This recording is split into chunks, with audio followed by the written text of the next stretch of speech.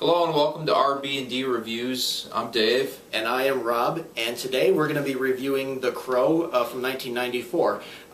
In case you are just tuning in, we recently celebrated reaching 500 videos on our channel, and to celebrate, we're taking DVD recommendations from our viewers. We just kicked it off last week, and we're going to try and do at least one review a week until the end of August. Last week, Brendan and I reviewed David Lynch's Lost Highway, and this week we're going to be reviewing The Crow, as we just mentioned. This was recommended to us by Fred Castle. This was one of several movies he recommended, but this is the one we decided to go with. It stars Brandon Lee as Eric Draven, as a musician who lives in a desolate, rundown city. He and his fiancée are murdered by gang members on October 30th, also known as Devil's Night, when criminals come out and they wreak havoc all over the city. Eric is brought back to life by a crow a year later to eliminate gang members, plus their leader, whose nickname is Top Dollar. He's played by Michael Wincott in the film. And Eric is befriended by a police officer that's played by Ernie Hudson in the film, and his character hopes that one day the city can bounce back from its current condition. The Crow is based off of a comic book series by James O'Barr, and the movie itself I found to be a very atmospheric, sometimes graphically violent film that mixes in some dark comedy and very moody atmosphere that I think, in my opinion, might have been shocking back when the movie came out, and I think it still gives a really strong punch today. This was the first time I had seen The Crow. I had heard of it, and I of course heard about the story about Brandon Lee's death. He died on the set when a scene involving another cast member shooting him actually contains lethal stuff in the prop gun and killed him on set. And I remember I was 10 years old when the movie came out. This is a rated R movie, and obviously I was too young to go for it, but I could remember kids on the bus talking about this movie, and you know, I watched it now, and I was, honestly, Dave, I was really surprised at how violent this film is, because to me it felt like something I would see now more than back then, because a lot of these older movies that have some violence whether it's from the 70s onward, it has sort of like a touch of, you know, some like fiction to, you know, these killings. But now when you see movies now, they're much more realistic, and a lot of the killings in these movies are very realistic, so I was really surprised at it. This reminded me a little bit like of the very first Batman movie. It had that same dark tone to it kind of thing and whatnot. But I had seen this long time ago, I think on network television, but of course it was like really censored. They censored the heck out of it. One of the things I liked about the movie was the design of it. I mean, I read that it was a low-budget movie, and I think that at one point it was going to be released in video until Miramax picked it up. But I mean, if it was a low-budget movie, it really doesn't look it. I mean, everything looked good. The photography looked good. The sets looked really good. You know, and then the buildings, they all looked believable. The tracking shots, it was a really good. I kept an eye on the pacing to see how it held up, and the beginning of the movie does have a lot of quick-cut editing at the beginning, which for me sometimes made the story feel a little bit disjointed to me, because when you do an origin story, there's two ways you can go about it. You can either show the whole thing like they did with the Amazing Spider-Man that came out a few years ago, or you can just do like a little 5-minute, you know, crash course. And the problem with crash courses is sometimes you don't get a chance to really, you know,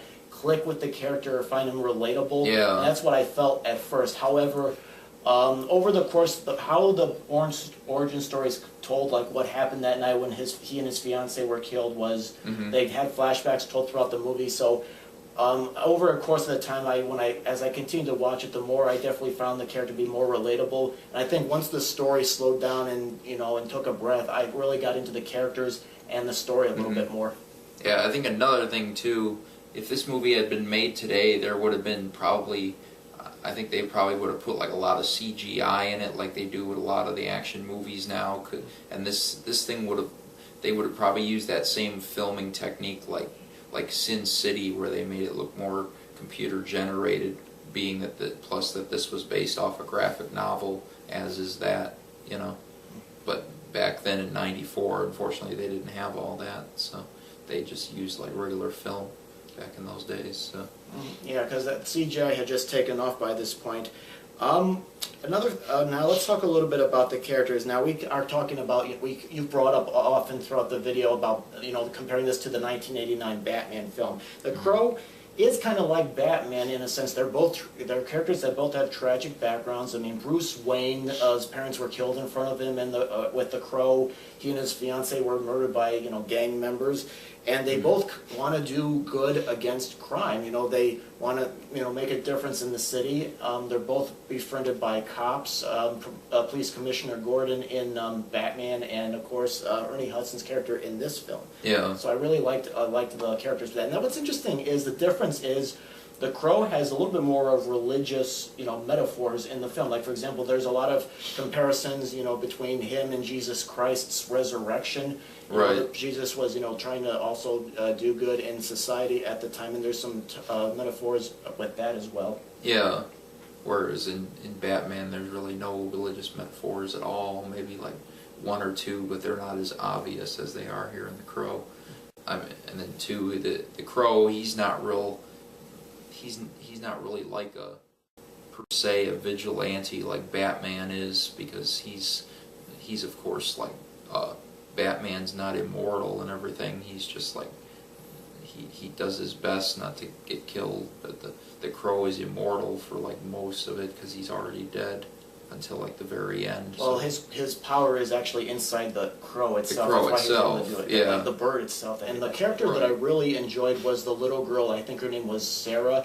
Her character is, being taken care of by Eric and his fiancée, because she has a very unstable home life, and her mom is always out working or having sex and doing drugs, and is not really a mom much, and her dad's not in the picture. And I really liked, that character. I think, looking at it now, I think, if this movie was made today, I think the story would be a little bit more, the characters would be more complicated. This one is a little bit more straightforward. It's about somebody that's brought back to life to right the wrong that's done to him, and is trying to make a statement against crime. Like Top Dollar, he's the biggest criminal in the city. He's the biggest criminal leader, and he wants to scare him up a bit. So I think the characters would be more complicated now than they were when this. Yeah, because Top Dollar, he's also like a mob boss or whatever. He basically like runs the whole city.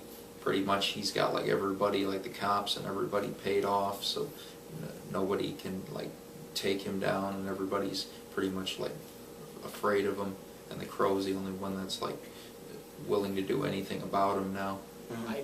I think maybe sometimes the violence was a little bit too much for me here and there, but for my taste. But I really like the look. I really like the story. I really like the characters. Yeah. I think maybe they could have eliminated one gang member that got killed to keep it from being repetitive. But I gotta say, I really enjoyed this movie very much, and I would definitely recommend it. Yeah. You can tell things have changed a little bit since then. I agree. I liked pretty much everything about the movie. I mean, yeah, the violence got a little over the top sometimes and unnecessary, but yeah, it still pretty much fit what they were trying to do, and yeah, I enjoyed watching this also. I'm glad I finally got to see like it's in an original form, uncut from how I seen it a long time ago on network television, so it makes a big difference that way. So yeah, I'm also going to recommend this.